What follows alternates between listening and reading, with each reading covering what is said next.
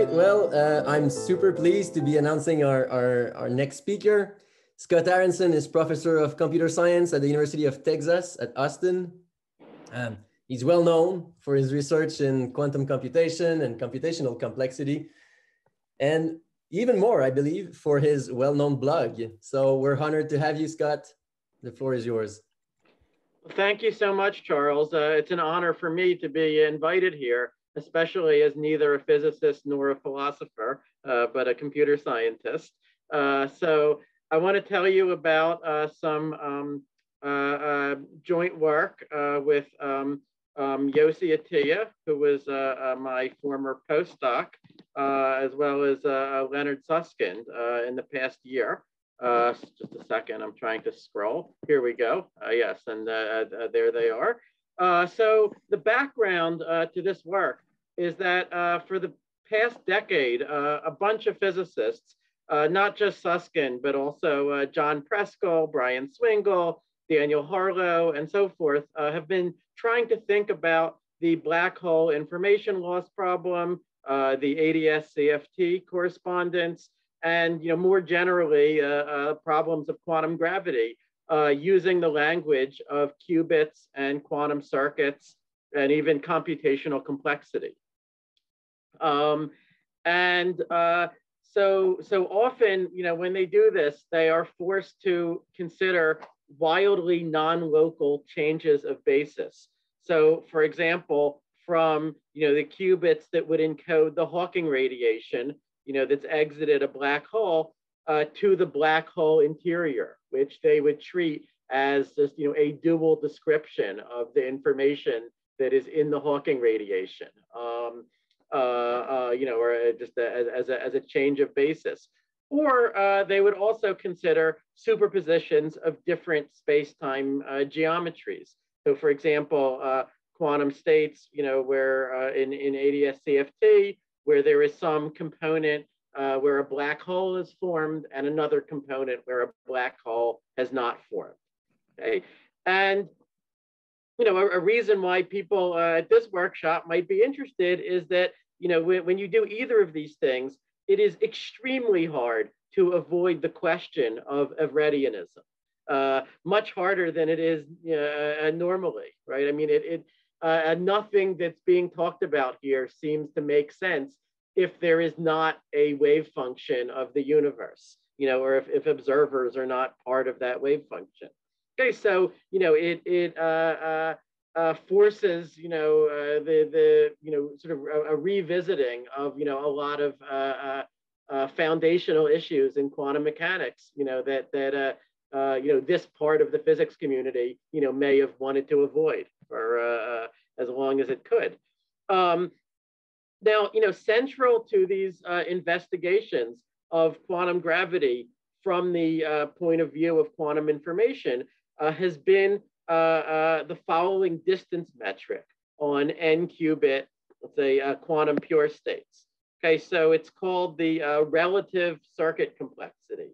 So we could define C sub epsilon of two, n qubit pure states, say psi and phi, to mean simply the minimum number of gates, say 1 and 2 qubit gates, like Hadamard and controlled NOT gates and so forth, in any quantum circuit that could be used to map psi to phi.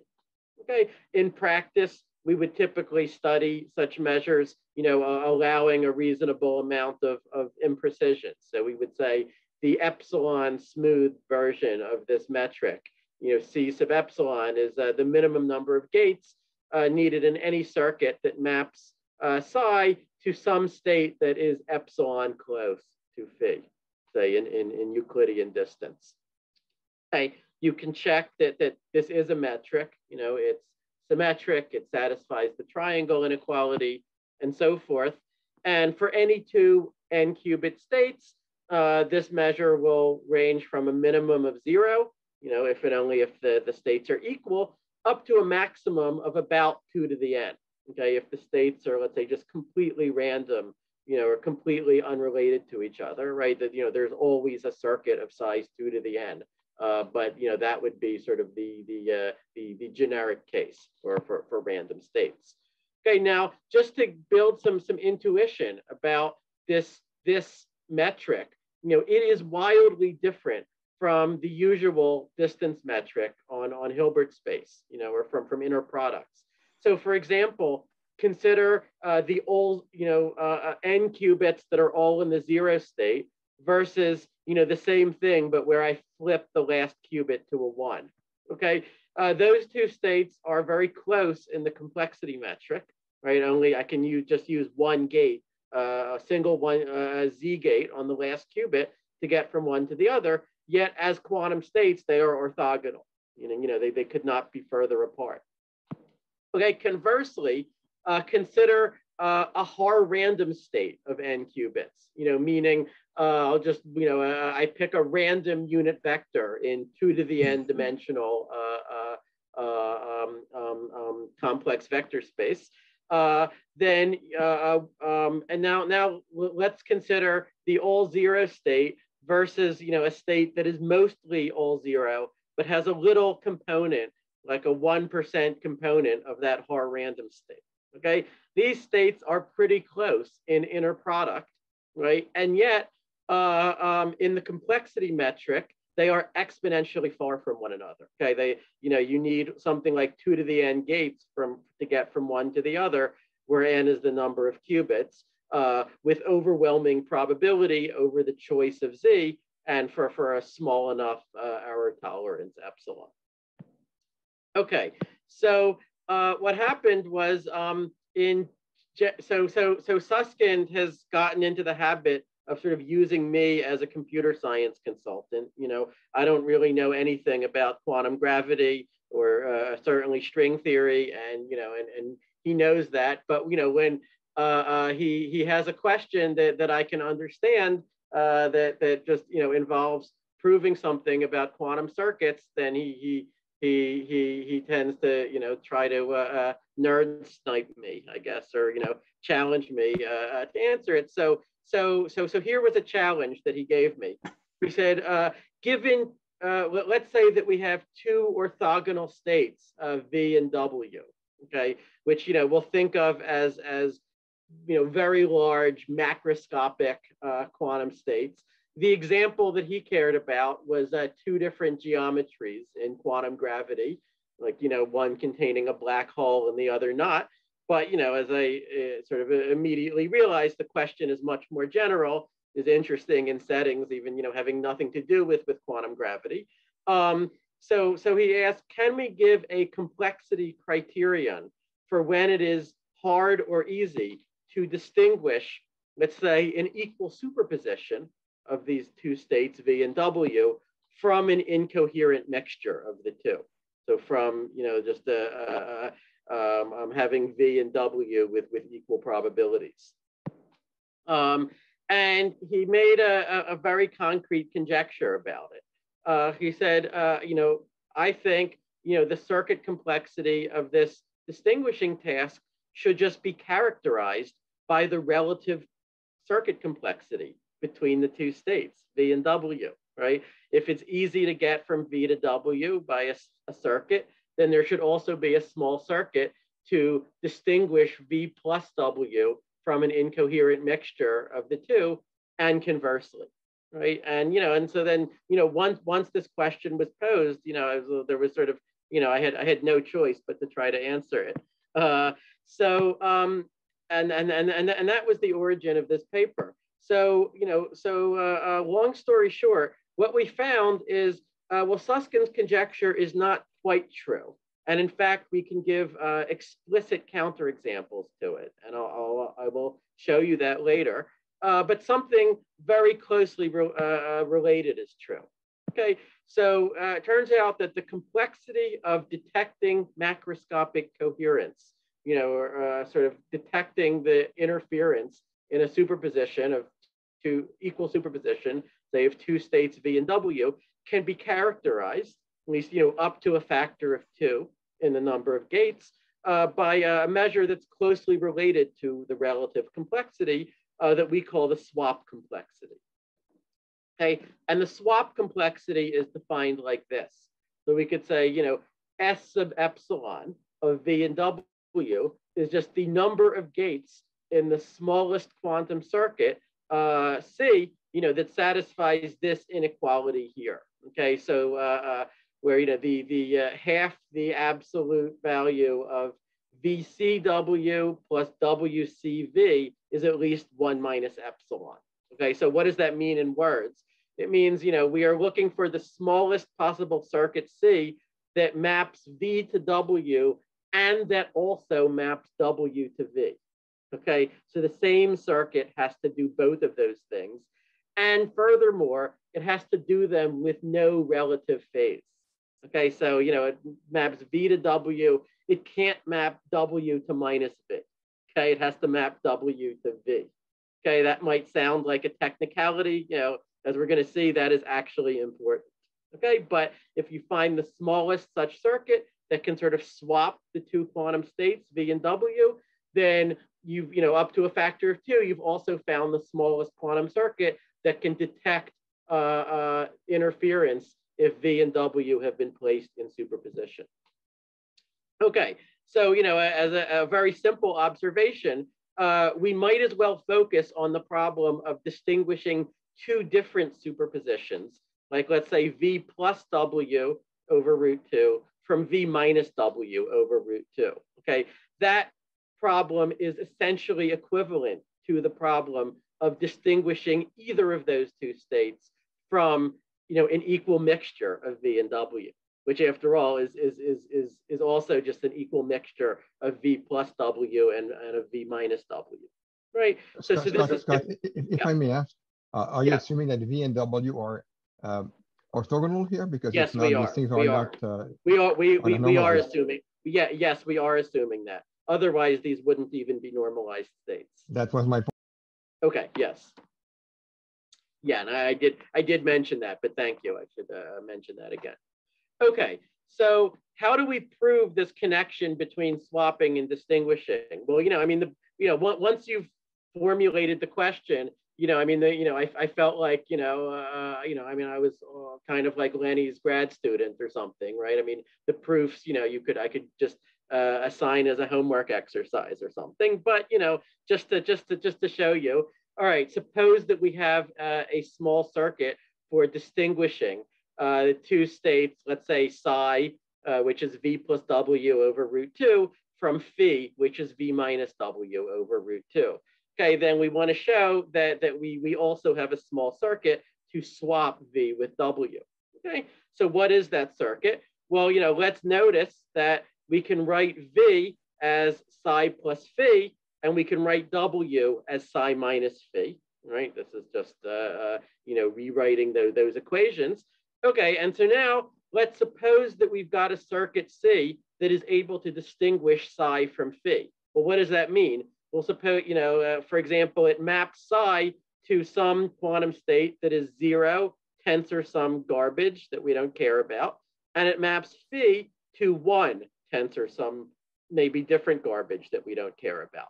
Okay, so in other words, by measuring the first qubit, we now know which superposition we had, whether it was psi or phi. Okay, then here is how we use C to build a circuit to swap V with W. We just apply C, then we apply a NOT gate, a Z gate to the first qubit to swap the 0 with 1, and then we apply C dagger. Okay, and you can check that if V comes in, well, since V is psi plus phi, it's just going to apply C, and then it's going to switch 0 with 1, which has the effect of sort of swapping W with V, and then we apply C dagger, and we get back to our original basis. Okay, what about the second direction?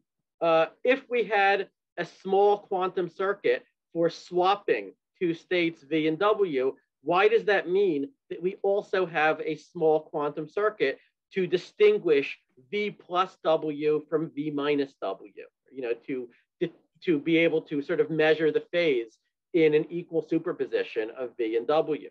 Well, again, let's suppose C is our circuit for swapping. So then CV equals W and CW equals V. with again with no relative phase between the two. Okay, and then we just consider this circuit here. Okay, we've got a control qubit that we initialize to the plus state, 0 plus 1, and then in a second register we feed in either psi or phi. Now we want a circuit to tell us which one we've got. So all we've got to do is apply C controlled by our control qubit, conditioned on the control qubit being 1. And then we just measure the control qubit in the Hadamard basis, okay, in the plus minus basis. And you can check that this will precisely tell us whether we had psi or phi. Okay, I can leave that as as an exercise. Okay, but now maybe more interesting is that we prove that both of these implications, from swapping to distinguishing and from distinguishing to swapping, are robust.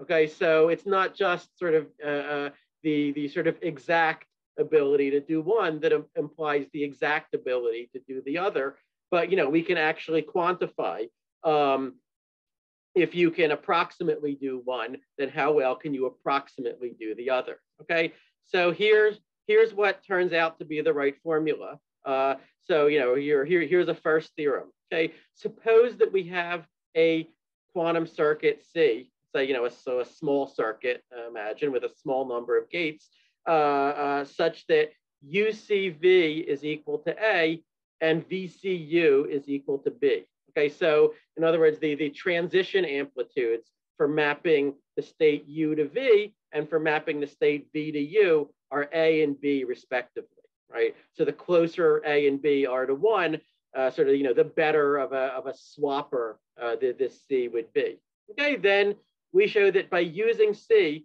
we can distinguish the state U plus V from the state U minus V with a bias, away from a half equal to 1/2 the absolute value of A plus B. Okay, that's the formula. So you think about that. Well, if A and B were both 1, so we had a perfect swapper, then this means, I've got a bias of 1, right? I can perfectly distinguish the two superpositions. If A equals minus B, then we cannot distinguish at all. Okay, so that is the annoying case that I flagged before. If, let's say, A is 0 and B is 1 or vice versa, then you get bias a half, which means you have some ability to distinguish. Like you can guess whether your state was U plus V or U minus V with a success probability of 3/4. Okay, so if I can map U to V, but the same circuit does not map V to U, or it just maps V to something orthogonal to both of them, then I can guess which superposition I had with and be right 75% of the time. Okay, and so forth. Okay, now in the other direction, we show, suppose that you had a circuit with, let's say, T quantum gates that could distinguish the superposition U plus V from the superposition U minus V with a bias of delta. Okay, then S sub delta, the sort of delta error swap complexity of U and V is at most 2T plus 1. Okay, or in other words, there is then a circuit with at most 2T plus 1 gates that swaps U and V up to an error of delta. Okay, and furthermore, we are able to show by giving sort of explicit counterexamples that the error parameters in both of these theorems are tight. Okay, they cannot be improved, right? And unlike much of what I do as a computer scientist, right? This is not like assuming that BQP is different from some complexity class or that some problem is NP-hard. These are not conditional results, okay? We can just prove these things unconditionally, okay? And it's rare that you can just unconditionally prove that some task would require an exponentially large circuit. But the trick that lets us do that is that we can consider Haar random quantum states. We know that sort of the relative complexity between most pairs of quantum states, if I just chose them randomly, among all the n qubit states will be of order 2 to the n, and we sort of leverage that fact. All right, now I want to make a few remarks to sort of build intuition about these results. Okay, so a first interesting remark is that we are not saying at all that the swappability of U and V is equivalent to the distinguishability of U and V. Okay, and so let me give you some simple counterexamples to that. Let's let Z be a Haar random state. So some just completely random monstrous superposition over all different possible n-bit strings, except I'll require it to be orthogonal to the all zero state. Meaning that its amplitude for the all zero state is 0, and so it's concentrated on the other 2 to the n minus 1 n-bit strings. Okay, then if we consider Z together with the all zero state, right? These are two orthogonal states of n qubits that are trivial to distinguish from one another. I just measure and I see whether I've got all zeros or whether I've got at least 1, 1. Okay, but they are extremely difficult to swap, right? If I give you the all zero state, then to prepare the state Z, you're going to need an exponential number of gates. Okay, now conversely, if we consider the two superpositions of the 0 state plus Z over root 2 and 0 state minus Z over root 2, these two states are easy to swap. I just apply a phase gate conditional on at least one of my qubits being a 1, but these are exponentially hard to distinguish from one another. Okay, now how do I know that they're exponentially hard to distinguish? Well, because their complementary states, 0 and Z, are difficult to swap. And then we can just appeal to the theorem that I already proved, which, the equivalence between the ease of swapping in one basis and the ease of distinguishing in the complementary basis. Okay, and that is really what we're saying, right? That the distinguishability, the sort of the ease of distinguishability, as measured by circuit complexity, in some given basis is equivalent to the ease of swapping the two states in a complementary basis. Okay, in addition to 0 plus 1 and 0 minus 1, we could have talked about the 0 plus I1 and 0 minus I1 basis, right? That would have been fine too, but we need to talk about two bases that are complementary to one another. Okay, so now let me address the question of why did we need to use this swap complexity thing that we introduced rather than the relative complexity that has been studied a lot more over the last decade in the quantum gravity literature. All right, well, imagine that I had a small circuit C, that acted as follows on two orthogonal n qubit states, U and V. Imagine that it mapped U to V, but it mapped V to minus U. Okay, then I claim that need not help us at all in distinguishing a superposition U plus V from the superposition U minus V. Okay, and in fact, the latter task could even remain exponentially hard. This was the example that my postdoc, Yossi Atiyah, constructed. So we let Z, once again, be a Haar random state that is orthogonal to the all zero state.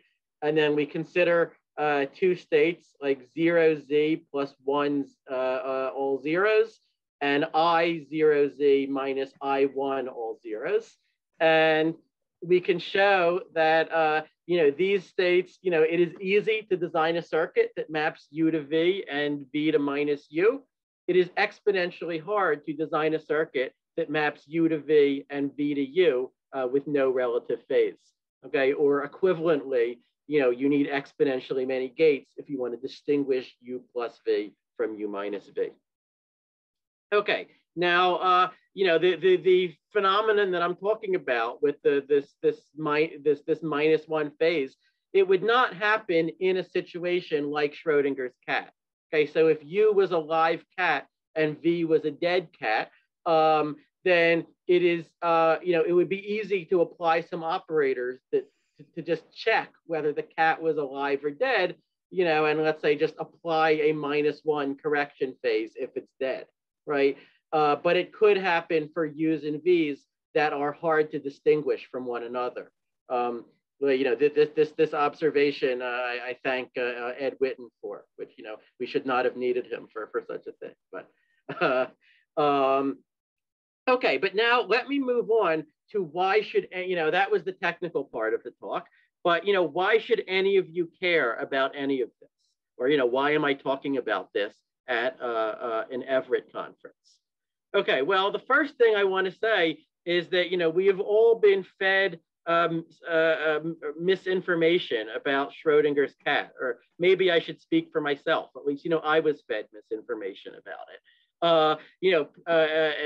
Whenever you read about it in like a popular exposition, they make some comment about how, of course, no one would suggest that example today because it's so macabre, right? And it involves so much animal cruelty that you're, with half probability, you're killing this cat. Okay, I claim that no, if you do a serious Schrödinger's cat experiment, it involves no animal cruelty whatsoever. Okay, because the reality is that if you had the technological ability, as measured, say, by circuit size, to distinguish a superposition of an alive cat and a dead cat from an incoherent mixture of the two at all, in other words, to prove that you would ever put the cat in superposition in the first place, then you would necessarily also have the technological ability to bring a dead cat back to life.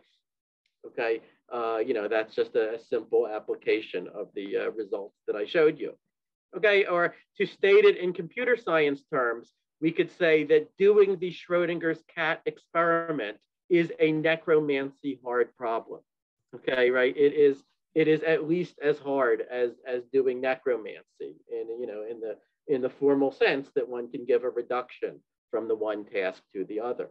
Now, this is not a completely original observation. People have said related things in the past. So, well, I could say, you could even wonder, if rotating between the alive state and the dead state, is so easy to do, then, should you have ever said that the cat was dead at all, right? Or, you're like, this is similar to the question of, if cryonics works, then, then the people who are cryogenically frozen, are they even dead? Or are they just in suspended animation for a little while? Okay. So yeah, so I mean, there was, folklore, making this point, and actually, Yakira Haranov and Roerlich had a paper in 2008 where they pointed out that if you can, measure in the alive plus dead and the alive minus dead basis, then you could revive a dead cat with success probability of 1/2. Okay, that is weaker than what we show, maybe in the same sense that the original Deutsch's algorithm for parity was sort of weaker than the later Deutsch-Jozsa algorithm, right? But, it's a related observation. Okay, now a second reason why you might want to care about this stuff is, David Deutsch's famous thought experiment from the 1980s, which, people are always amazed when I tell them this, but, was, a large part of, the original route, I believe, by which Deutsch was led to think about quantum computation in the first place. He can correct me if I'm wrong. But, he was interested in the question of, is there any sense in which we can test the many worlds interpretation, right? The conventional wisdom would say, no, it is just empirically equivalent to, to any other view of quantum mechanics, any other interpretation. And the case for it, is to be made on the basis of, simplicity, of Occam's razor, of, explanatory power, or so forth, but there's not an actual prediction that Everett makes that is different. Okay, what Deutsch said is, well, suppose that you could build, a scalable quantum computer, and suppose also that you would solve the problem of artificial general intelligence. Okay, then what you could do is run an AGI program on a quantum computer and put it into a state where it is in a superposition of sort of two different conscious perceptions, or where we would want to regard it as being in a superposition of sort of consciously thinking one thought and thinking another thought. Okay, and then do a measurement to actually observe the interference between the two, prove that it was in this state at all. If we could do that, then it would seem the view that the buck stops at consciousness, or that observers are to be treated classically or as collapsing the wave function, would then just be empirically untenable. Okay, it would not just be a conceptual problem anymore. It would be a straightforward empirical one. Okay, my view is that, alas, even if we were able to do this, people would continue to argue about this stuff, and they might continue having workshops. Maybe the AGIs would also participate in those workshops. Okay, but people could still be arguing about it. And in much the same way that people could just keep arguing about the hard problem of consciousness, and for very similar reasons. Okay, so let me state one possible view, and I'm not defending this view as I know that it's correct, but I'm simply saying that none of us know whether it's correct. Okay, one could say that consciousness, at least of any sort that we know about from our experience, is a phenomenon that seems to be intimately bound up with, our participation in the arrow of time and the second law of thermodynamics. So in other words, with irreversibility, right? That we are constantly, being buffeted around, or our brains are being buffeted around by sort of chaotically amplified, microscopic fluctuations in our environment. And, we are constantly sort of creating records of those fluctuations, right? Making decisions, and sort of amplifying these small events, leaving records of the things that we do, or storing things as memories. These are all very irreversible processes. And so, one could ask the question, well, if an external agent were able to just rotate you at will from thinking one thought to thinking a second thought, and then rotate you back to thinking the first thought, and so on, right? If moving you between, the different thoughts was as easy as applying some, unitary transformations, U and U dagger, right? Then in what sense would these perceptions, even mean anything? Right? Clearly, they wouldn't correspond to, an external reality, but one could ask further, in what sense would they even be perceptions at all? Right? Would someone be conscious under those conditions?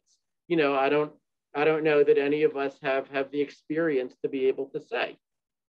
Okay, and yet, if that external agent could measure interference between the perception 1 and perception 2 branches, then what we've proven is that they would necessarily also have the ability to rotate between those two branches, to map the perception 1 state to the perception 2 state and vice versa.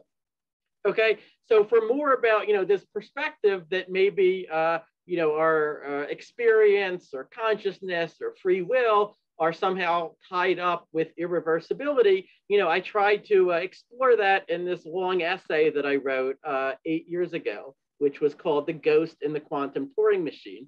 And interestingly, in that essay, I simply accepted as folklore that there is this connection between, swapping two states and detecting the interference in a superposition of the two. That is precisely the connection that this work has now made much more formal, and where we can specify exactly in what ways it holds and it doesn't hold. Okay, So let me just end with a few possible prompts for discussion. One could argue about, well, is quantum circuit complexity a suitable proxy for the difficulty of performing a task? One could imagine other measures of difficulty, maybe, ones, that are more connected to, experimental practice. One could ask, is difficulty, for example, of recohering two different Everett branches ever relevant to the foundations of quantum mechanics? Or is it always just, a mere engineering issue?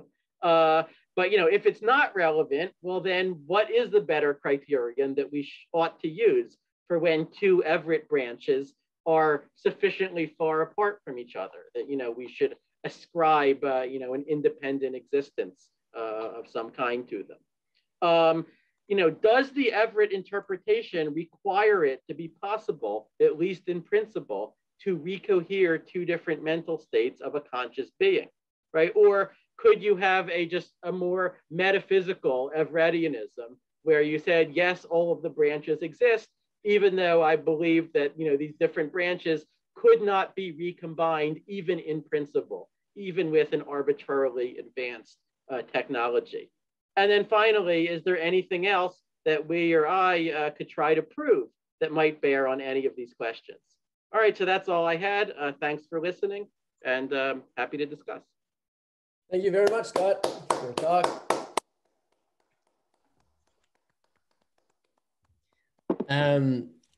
Great.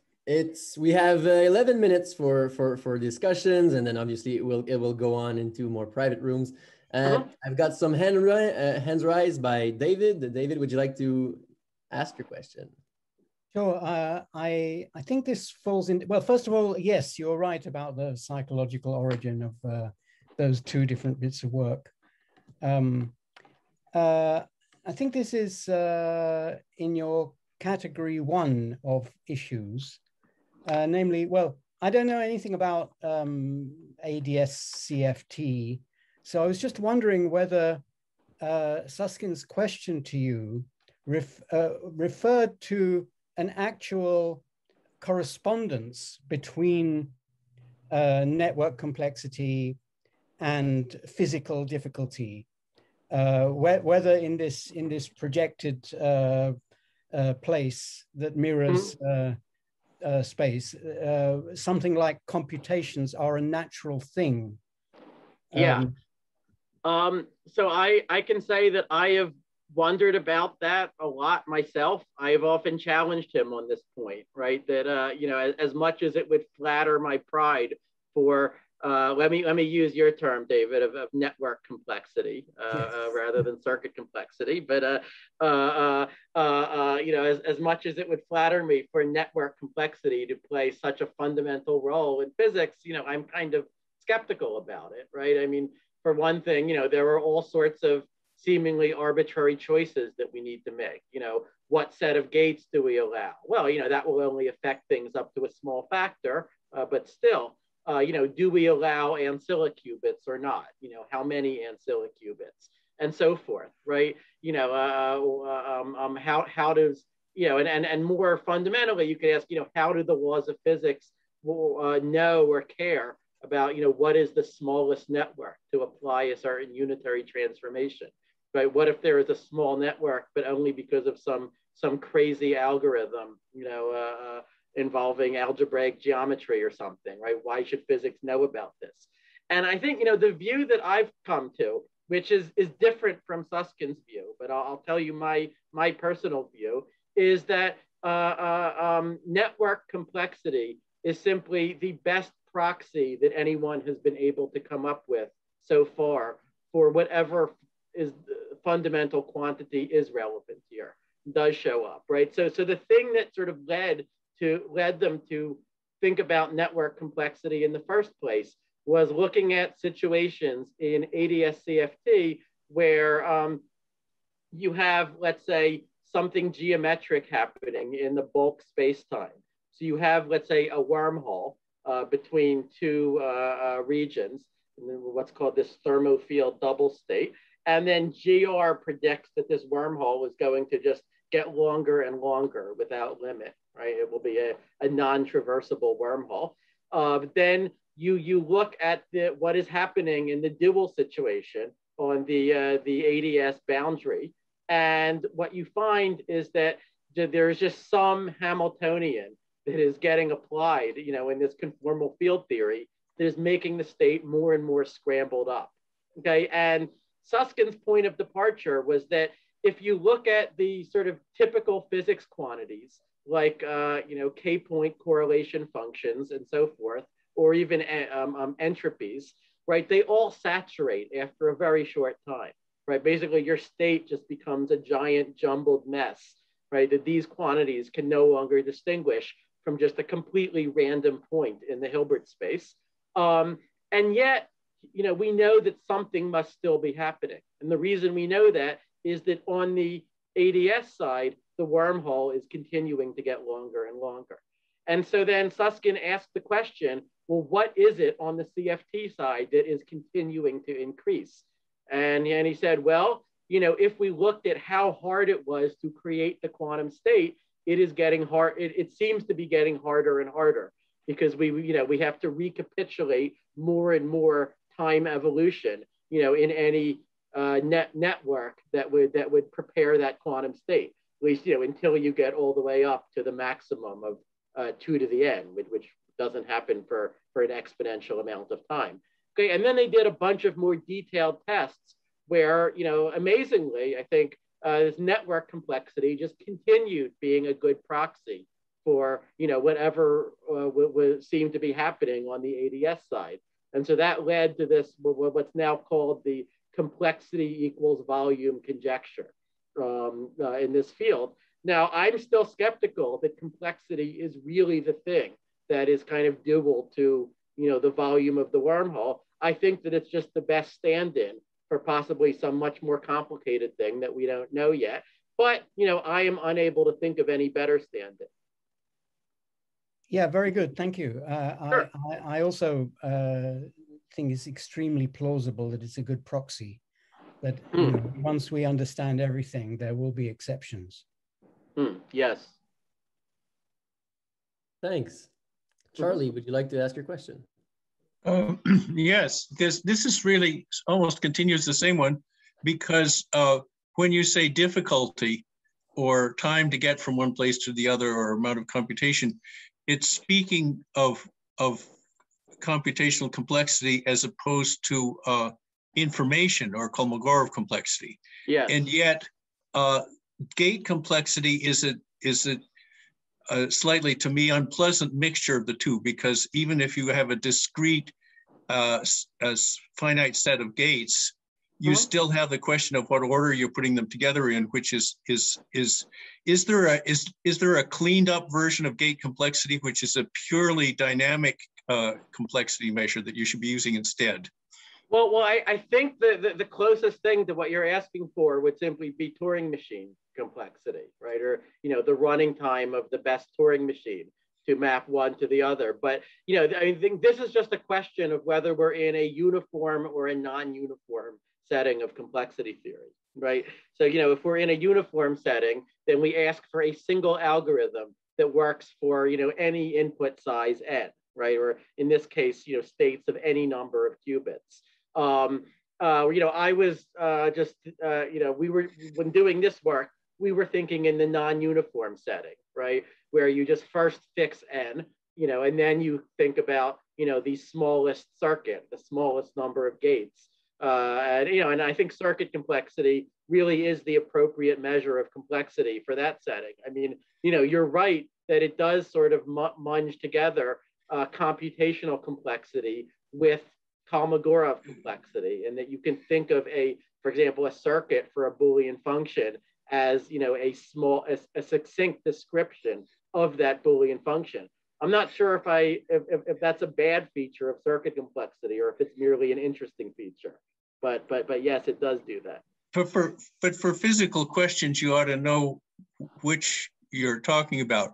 And so are we saying that it's hard to describe one quantum state given a knowledge of the other, or you're saying it's hard to get from one to the other? We're saying that it's hard to get from one to the other. And then, so I think there might be an easy way to describe, but then you can't actually apply the gates to get there. That's right, because that's the intuition of difficulty. That's right. So then I think you should be using a sort of a what you said, a Turing machine. Well, not necessarily Turing machine, but take your gate complexity and do use a uniform circuit version of it, so that essentially it is a Turing machine like a measure. All right, but Charlie, I mean, we can think about it this way: that if you want to say that something is hard, that something requires exponentially many gates, let's say, then saying that in the non-uniform model only makes the conclusion stronger, right? It's it's only if you want to say something is easy, that that it being non-uniform would make it weaker, right? Oh, you're saying, yeah. In other words, yeah. So if it's hard, even if you don't have to pay for saying which gates you use, then it's hard. Yeah. Yes. Okay. Yeah. All right. But actually now that you mention it, I see no reason why our main results could not be rephrased in the uniform model. I think they absolutely could be. Okay. Great. Babak, can you make it 2 minutes? Okay, I will try. So I guess I just had some musings, and I might be out of my depth here, but about your, if somebody could rotate my thoughts, without me knowing and so on, I think it would still make sense for me to say I had those thoughts, kind of like it would make sense to say a system is in a certain state, even though we can manipulate that state. But I have a technical question about the way that you define this complexity measure, which relies on, so it's a metric, but it also relies on the metric of the Hilbert space, so that your final state is close to the other state. Yes. And so in terms of like an operational view, yes, how hard is it to do that to distinct to do that? How hard is it to do what? To know that last piece. So I do my gates and everything. Well, okay. I mean, if it's clearly, to calculate this relative complexity between two quantum states is an incredibly hard problem in general. That's true even if I were given an explicit description of the two states, right? But it's not hard because of that epsilon, right? It's hard just because I have to do this enormous search through possible quantum circuits to find the smallest one, as far as we know, right? The main reason for that epsilon is just that otherwise, everything would depend on, the exact set of gates that are allowed and, all kinds of things like that we don't like. Okay. Yes, but what I'm wondering is, so even if the epsilon is 0 and your overlap is exactly 1, I still need to do the overlap. I mean, I have to be able to take the overlap between two states, right? Well, yeah, but don't imagine that the states are given to you as quantum states, right? If they're given as states, you have no hope of calculating this relative complexity. Okay, imagine that you are given classical descriptions of the states. Then at least you have a hope of calculating the relative complexity between them. I see. Okay. Yes. Thank you very much. Let's applaud our speaker once again. All right. Yeah, I'm happy to discuss more in a chat room if people want.